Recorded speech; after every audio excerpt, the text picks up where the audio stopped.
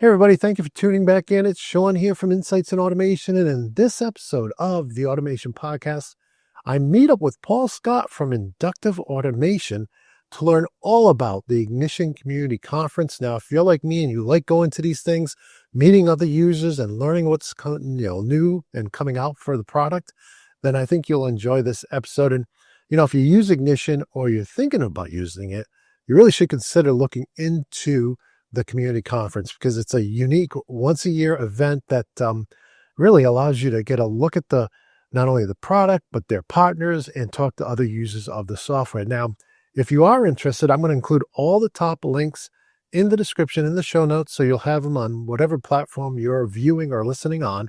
And I also want to thank Inductive for sponsoring this episode so it would be ad-free, both the video and audio editions. So thank you very much to them, because we always like it when it's ad-free, right? With that said, let's go ahead and jump into this week's episode of the Automation Podcast and learn all about the Ignition Community Conference. I want to welcome to the show Paul from Inductive. I'm so excited to have you guys on. This is the third appearance from somebody from Inductive on the show. And before we start talking about the upcoming conference, which I've covered in years past, before we start covering that, could you introduce yourself to our audience? Sure thing. Yeah, thanks, Sean. Happy to be here. So yeah, my name's Paul Scott. I joined Inductive Automation in 2013 as a tech support rep. And then a couple of years later, switched over to an instructor role, which sort of got me into documentation, which is where I currently am right now. I oversee our technical documentation as well as our video library, Inductive University. I like to tell people that's my day job. The reason I'm here today is because of the conference. So I also help out with managing content for our annual conference, the Ignition Community Conference, or ICC, as you'll hear me say a whole lot. So, yeah. That's cool. And now I've covered it in the past. You guys do so much cool stuff, but I don't, because it's, I think a lot of the audience have been to, maybe more regional shows they may not be familiar with. What we find a lot in our industry is a lot of people don't get to travel to every show. There's so many that go on through at least just even North America, never mind the entire world. And so can you tell them a little bit about, what the show is like, what there is to do if they go, and, just from there, tell us about the conference. Sure. Yeah. If you've never been to ICC before, I'd like to tell you that it's probably a little bit different than a lot of these sort of industry conferences you go to. So It's got a lot more of a familiar vibe. It started actually in 2013. It was actually started the year I joined the company, but hilariously, I joined a couple months late. So I missed the first one. It's the only one I missed. But yeah, no, it is a conference that has been growing over the years, and it has a very close-knit feel to it, which is something we've always kind of loved. It's a great opportunity for us to just meet members of the community, people who use the software from all different parts of the industry, all different parts of the world, and really kind of connect and share ideas. And so, yeah, no, I want to say definitely started off as just sort of like a professional sort of conference, right? Where we're talking about the software, talking about the company, what's coming up over the next year. And then we have, community members come out and share their ideas, share their projects they worked on and stuff like that. And it has evolved quite a bit. There's still this professional sort of aspect to it, but yeah, as you could sort of allude to earlier, we like to have a little bit of fun too. So, I think one of the sort of standout activities or sessions you'll find at the conference is the Build-a-thon, which we've been doing for I don't know how many years now. But it's so just to give your viewers an idea, it started off as an idea of, we had two members of our company. It's Travis Cox and Kevin McCluskey. These are two individuals that have been using the software for a long, long time. Very brilliant. They can do all kinds of crazy, cool stuff. They help build customer solutions, or they do a lot of other stuff nowadays. But both just like wizards with the software. And so we thought, hey, let's put them on the stage and have them just try to like compete against each other. And then it turned into this whole thing where we're doing on social media. It's like, Team Kevin, Team Travis, and there's music videos and diss tracks being thrown around.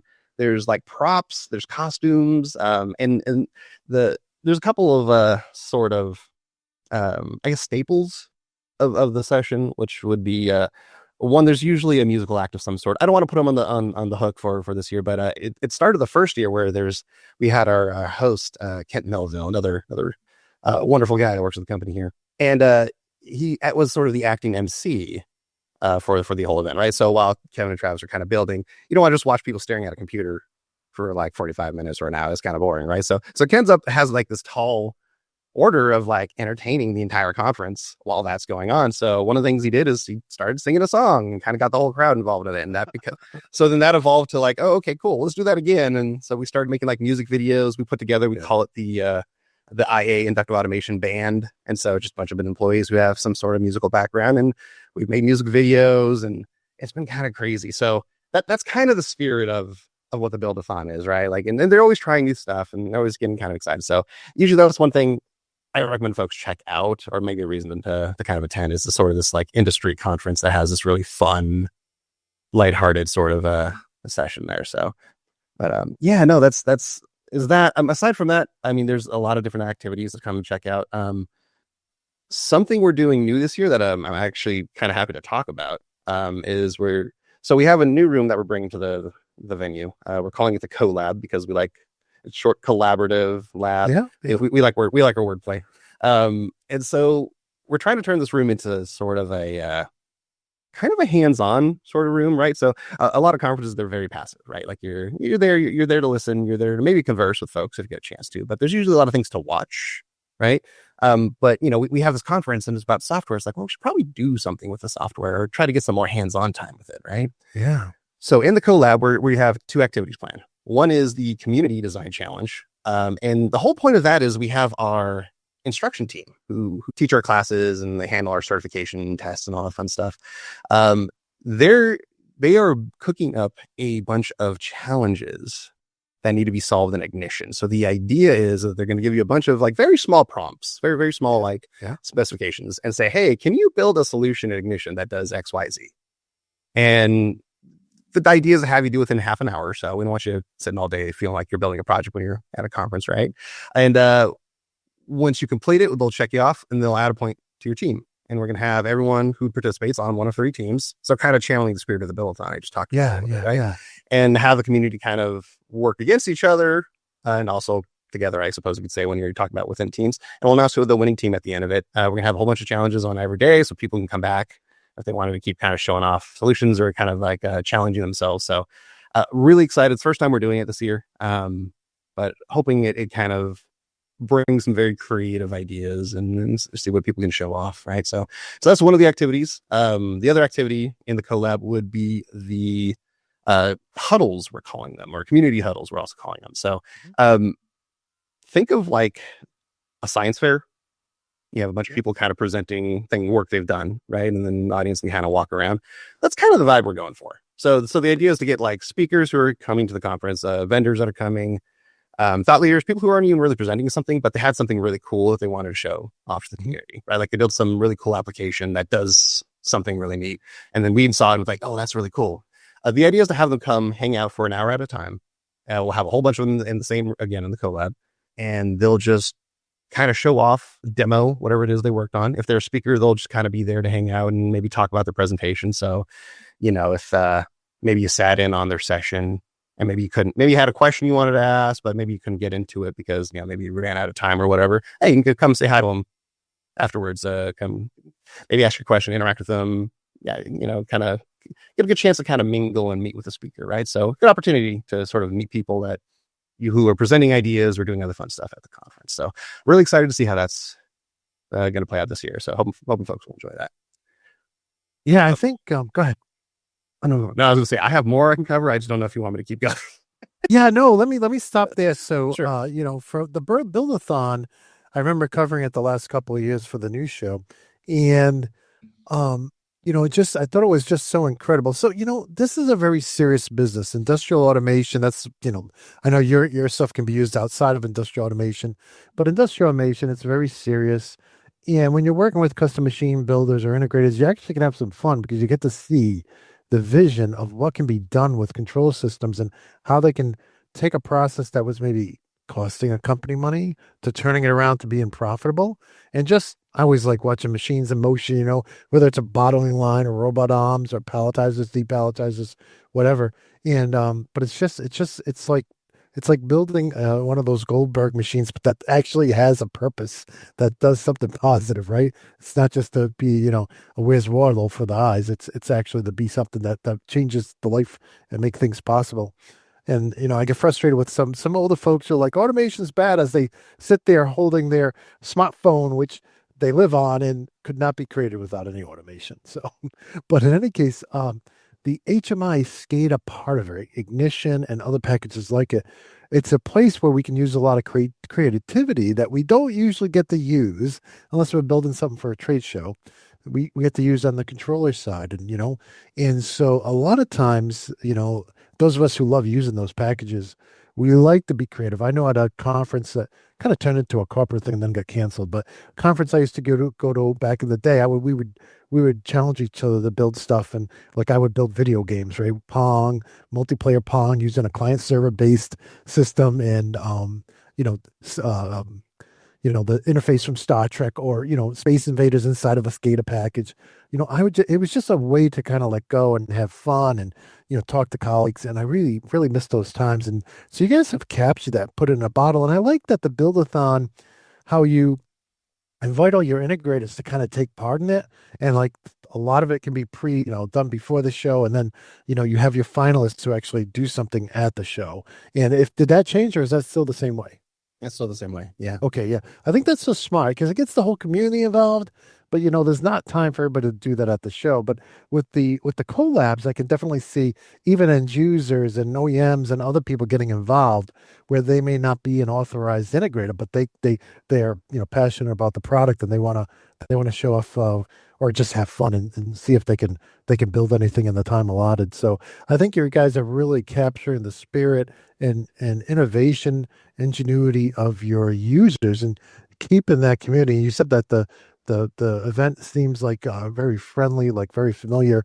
And it's probably because you have good customers and they keep coming back and they keep learning, and you're responsive to their requests. We used to follow your releases, all your point releases and what you would add.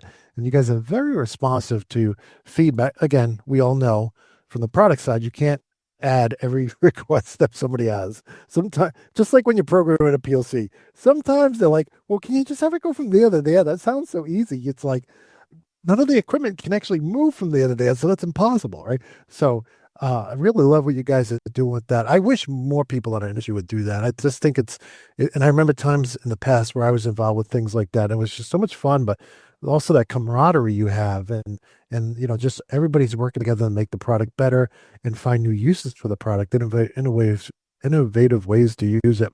So it's pretty exciting, and I appreciate you going over that stuff for you. Now, before we go any further, I should probably have you tell us where it is and the date, because the last thing I want to do is wait to the end to say that, because sometimes people, they don't get to finish the podcast, they get to work, they have to pause it, maybe they won't come back. So can you share with us the date and where it's located? Absolutely. Yeah. So the conference opens Tuesday, September 16th, and it lasts 3 days, right? So we'll go all the way to Thursday. And the venue is going to be the Safe Credit Union, which is in Sacramento, California. This is actually a pretty notable year for us because this is the first time where we've gone to that venue. Actually, the conference has always been in Folsom, California, in the Hair Center, which is a fantastic location. But it's one of those things where the conference has just been growing year after year after year. It's like, all right, we gotta try to find somewhere a little bit larger to go. So really excited for it. That's awesome. So we've covered those parts of the conference. Are there other things we should talk about? Like, are there any pre-cant people coming in to do talks, or is there any like hands-on training, or what else are you guys doing at this conference? Sure, yeah. So there's going to be a large number of talks, which I'm really excited about. Something we've introduced in the past, and I encourage people to participate with this year, is this table talks activity, which is, if you've ever heard of what a non-conference is, it's kind of our sort of telling of it. But it's basically an opportunity for attendees to sort of suggest topics that they want to talk about and try to have like a targeted group discussion. So the idea is that, people suggest ideas. Hey, I want to talk about XYZ. I want to talk about, UNS or, whatever, right? Mhm. We'll put that up on a schedule, and then attendees will say, oh, okay, I can go talk about that at this time. And then it's lightly moderated. Basically, we have someone in the room to kind of like start things off, but then the idea is to back off, and it's becoming kind of discussion. People can kind of go wherever they want with it. in the past, that has been sort of the source of inspiration for future sessions that Okay. have come up at the conference, right? So I highly recommend people come check that out. Aside from that, we're also collaborating with the Prove It conference that actually happened earlier this year. I don't know if your viewers are familiar with it, but I'll just do like a very quick Yeah, overview. please. So yeah, no, it's the main sort of the interesting thing about Prove It is that they ask their vendors to basically prove that their solutions work, which is where the name Prove It kind of comes from. So yeah, they basically create this entire conference where they create a virtual factory, they call it. So they have, um, namespaces and all kind of data points that all the vendors are supposed to connect to, and they're supposed to like build a solution that works with that virtual factory, and then they demonstrate how it solves, modern solutions or modern problems, how it solves those, right? So that's kind of the fun thing, is that it's not just a vendor going on stage and saying, "Hey, buy my product." It's like, okay, cool, but what did it do? Like, what did you do with it? That's the main thing. So we're partnering with them this year to basically kind of take over our old exhibitor showcases, and they're kind of running it with their style. We're really excited to see what they do with it and kind of how they, sort of force these solutions to kind of like adhere to some standards. So I would recommend come check out a couple of those talks, right? They're going to be in a presentation style, so you can kind of see what's going on. But the idea is people will kind of show off their solutions, and yeah, you get to see how they're supposed to work in a real kind of, like I say, real world setting, but obviously it's virtual, but you get the idea. So yeah, I'd say that's another exciting thing to come check out. Yeah. Now, I know I'm not able to get out there just because of the timing, but your company did say, well, Shawn, we'll give you a virtual pass so you can share what you learn with the audience. And I appreciate that. Thank you. Um, could you describe that though? So I've never been to your conference virtually. So could you describe to our audience what that, and there may be people here on the East Coast or down South who won't be able to get out to the West Coast for the show. What is the virtual pass? Sure. Yeah. So, I'm trying to talk about all these other fun activities that are there at the venue, but obviously, uh, those are kind of like sides to the main event, which would be all of those sessions, all the talks we're going to give you, right? So the virtual pass would really allow you to check out the streams that we're going to do, right? So you'll be able to see these sessions play out, the entire conference schedule play out live. It also gives you access to recordings of them. So say, for example, talk comes up at a certain time, you're busy, you got some other stuff going on. That's fine. You can always sign back into the platform later on and check out the recording much sooner than the videos are normally publicly available. Normally, we make all of our conference content, like the recordings, available the following year, just because we do some cleanup with them before we put them on our website. So yeah, it's just a great opportunity to be able to check out all of the sessions. And I'd say, that's definitely one of the main, or really one of the few gripes I ever kind of hear about the conference, is that there's too much to do. Like there's too many talks going on, so people can't do everything, which is true for a lot of conferences. You know what I mean? Right? You only do in so many places. So yeah, that pass is a great way to make sure you're able to see all the different talks. So. Yeah, I think that is, there's always, it's, you can spend hours at some of these conferences prior to the conferences trying to map out the perfect, and then it gets blown up when you see somebody in the hallway in between sessions and you're like, I'm going to miss my main thing. But anyways, yeah. Yeah. So no, that's good. That's very good. And, so if anybody, especially if you're using the product or looking at using the product and you really want to get up to speed to learn more, find out what's happening in the community, that's a good alternative.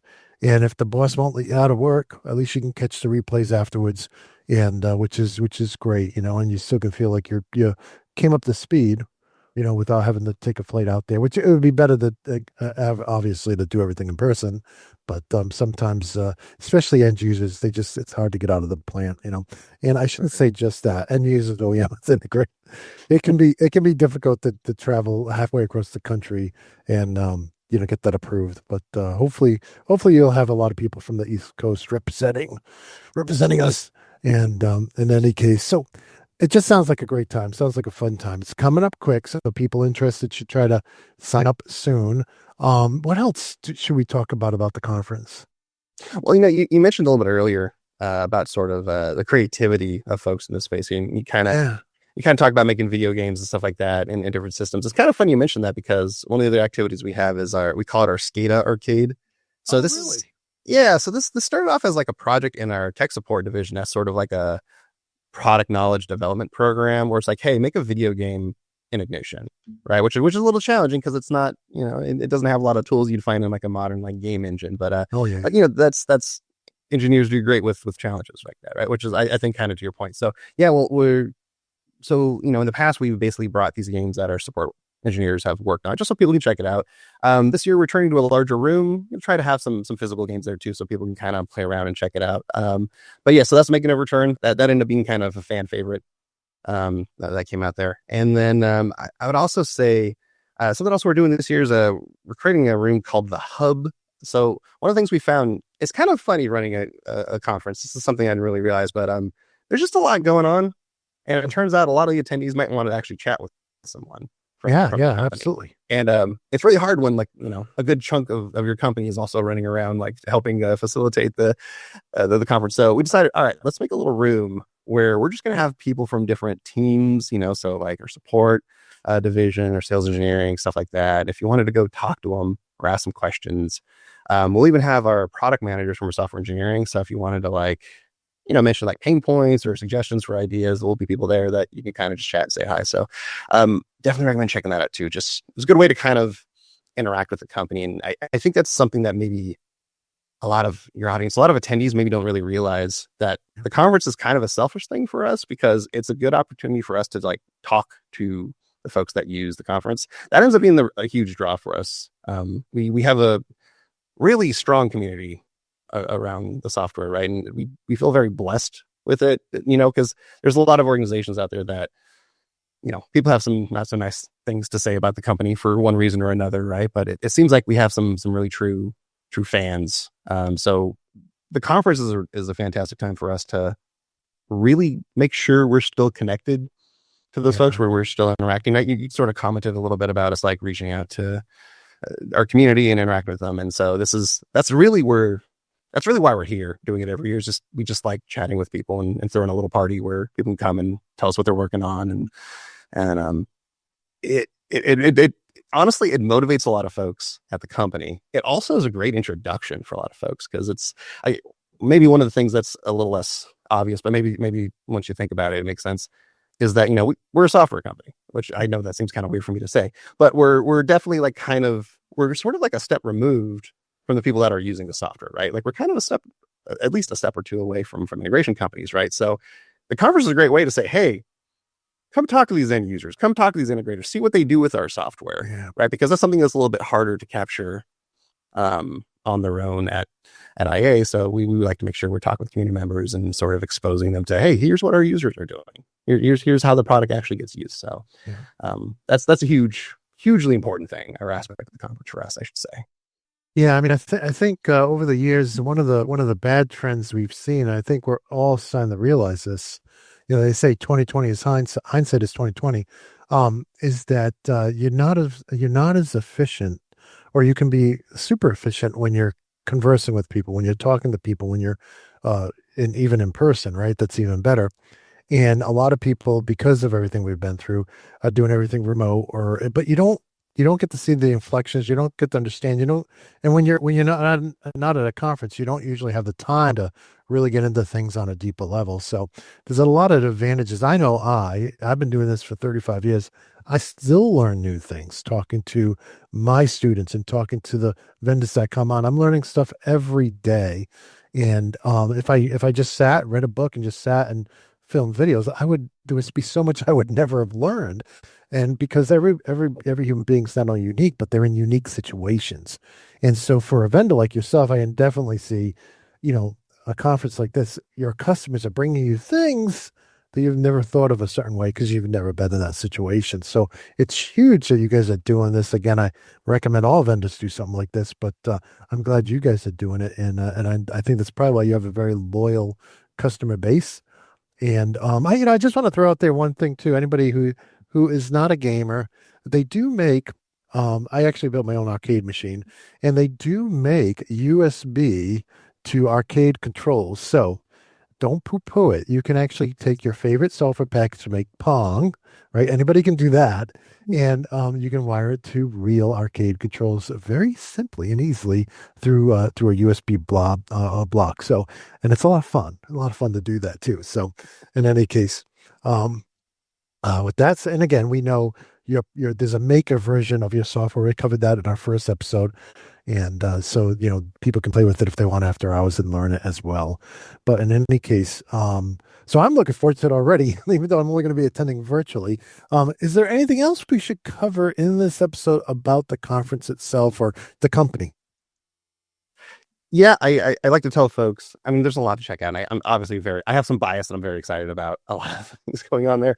But if you can only like check out a few things, I would like to just kind of point out that we do have our two other keynotes that we have. So we have our main keynote and our technical keynote, and those are always usually very forward facing, forward thinking. So we kind of like talk a little bit about changes of the company, where the company's going, as well as the software, right? Yeah. Which I think is what ends up pulling a lot of folks, right? It's a conference for a piece of software. You go figure the talk where we explore the future of the software ends up being the most popular one. So yeah, if end up not being able to attend, that's totally okay. Maybe we'll catch it in future years. But yeah, once those recordings are available, always recommend folks maybe check out those keynotes just because it can kind of give you a little bit of insight of what we're trying to do and where we're going. So, but yeah, no, hope to continue to grow. Hope maybe we can get you out here one of these times. I know obviously scheduling's the challenge, but love to have you come out, Shawn, sometime for sure. Yeah, I know I would enjoy it. I know it'd be a blast. And I just want to say out to the audience too, they do a great job of putting their point releases up like I've covered in my shows. And really they do a good, and they do a lot of tongue in cheek with it too, which just makes it fun to read as well. But you can always see and they in those, even in their regular point releases, they're talking about things they want to do, things that were customer suggestions, things they're working on.